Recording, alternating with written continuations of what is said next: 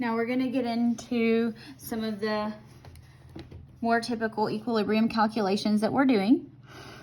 Here we're given a reaction mixture at a temperature, and we have initial concentrations and an equilibrium concentration, and we want to know the value of the equilibrium constant. Work these problems the same way every time.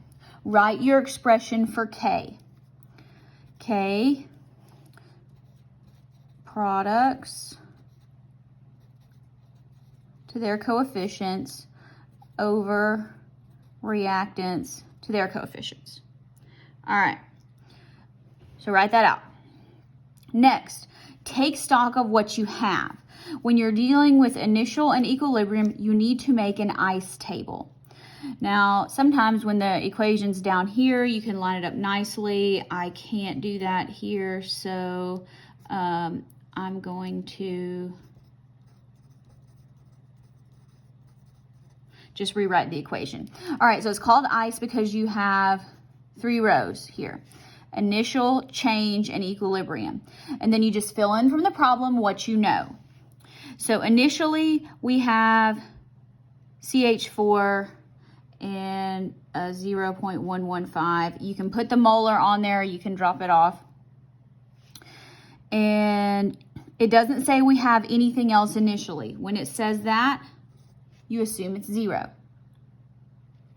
At equilibrium, the mixture contains, so we're going to add up the change and we're going to get an equilibrium. So these are, you add down a column. At equilibrium, we have 0.035. Okay, so what we're going to do here is we're going to use this to calculate some changes. So stoichiometry is involved in equilibrium, as we know from the equilibrium constant. Here's how it looks in an ICE table. You carry your coefficient down. And then you say, so it's going to change by a factor of 2. Well, what's the factor? We don't know yet, so just put an X, okay? Now, in this, you'll also have to determine whether the reaction is going to the left or the right, because notice this is a double arrow. Here, we start out with 0 products and we end up with products. So here we have gained a product.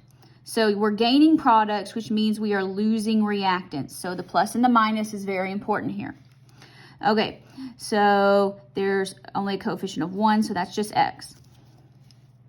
Here, coefficient of 3, this is a product, so it's gaining, and there's an X. All right, the next thing you do, solve for X. In this case, it's quite easy because we know 0 plus X equals 0.035. So X equals 0.035 molar. Okay, so now you have to plug in X into this equation. So here I'll put 0.035. I'll pencil that in there. Plus 3 times 0.035. So you'll see where that's coming from. All right, so 0.115. Now don't forget to subtract here. So you subtract or add down the column. Just because these are zeros, it makes it a little bit easier, but don't forget that subtraction. 2 times 0.035. Okay, so 0.045 and 0.105. All right, now we have equilibrium values. Equilibrium concentrations can then be subbed into the equilibrium expression, and we can calculate K. So 0.035. 0.105. Copy your powers correctly. That's a 3.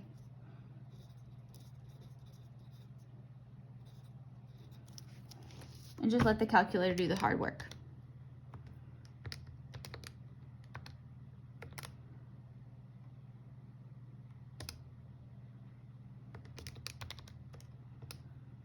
And you should get 0.020.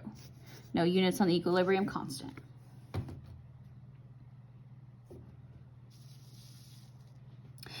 All right, let's look at this next one here. We're given a reaction, and then it tells us that when equilibrium is reached, it says nothing about initial, and we're given amounts, and we're saying it's in a 1 liter container. All right, so it's an equilibrium problem. Write K, write the expression, products over reactants. It's an already balanced equation. That makes things easy. Okay, now we would want to fill in concentrations. Notice this gives it in moles. Well, it's already they're all in a 1 liter container, so that makes it easy. If it were not 1 liter, you might want to go ahead and do your molarity calculation before you plug things in. So just be careful with that. In this case, it's not necessary.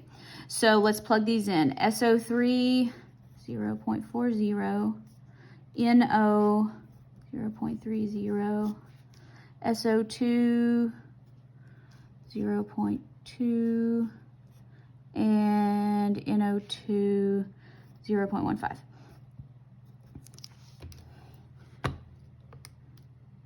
That's the thing. That's why I teach you to do these the same way every time. Then you don't do unnecessary work. Oh, nope, I missed that. 0.4 times 0.3 divided by 0.2 divided by 0.15, not 0.015. All right, there we go. The correct answer is 4.